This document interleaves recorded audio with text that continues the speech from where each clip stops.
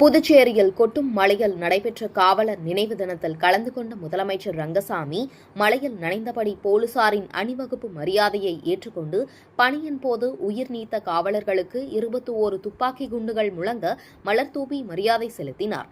புதுச்சேரியில் ஆண்டுதோறும் அக்டோபர் 21ஆம் தேதி காவலர் நினைவு தினம் கடைபிடிக்கப்படுகிறது. அந்த வகையில் இன்று கோரிமேடு ஆயுதப்படை மைதானத்தில் நடைபெற்ற காவலர் நினைவு தினத்தில் சிறப்பு அழைப்பாளர்களாக முதலமைச்சர் ரங்கசாமி, சபாநாயகர் செல்வம், உள்துறை அமைச்சர் நமச்சிவாயம் ஆகியோர் கலந்து கொண்டனர். தொடர்ந்து கொட்டும் மழையில் நடைபெற்ற போலீஸ் அணிவகுப்பு மரியாதையை ஏற்றுக்கொண்ட முதலமைச்சர் ரங்கசாமி மழையில் நனைந்தபடி பணியின் போது உயிர் நீத்த காவலர்களின் நினைவிடத்தில் மலர் வளையம் வைத்து மலர்தூவி மரியாதை செலுத்தினார். இதேபோல் சபாநாயகர் செல்வம், உள்துறை அமைச்சர் நமச்சிவாயம், காவல்துறை தலைவர் ஷாலினி சிங், டிஐஜி சத்யசுந்தரம் உள்ளிட்ட காவல்துறை உயர் அதிகாரிகள் காவலர்களின் நினைவிடத்தில் மலர் வளையம் வைத்து மரியாதை செலுத்தினர். மேலும் பணியின் போது உயிர் நீத்த காவலர்களுக்கு மரியாதை செலுத்தும் விதமாக 3 சுற்றுகள் 21 துப்பாக்கி குண்டுகள் முழங்க மரியாதை செலுத்தப்பட்டது.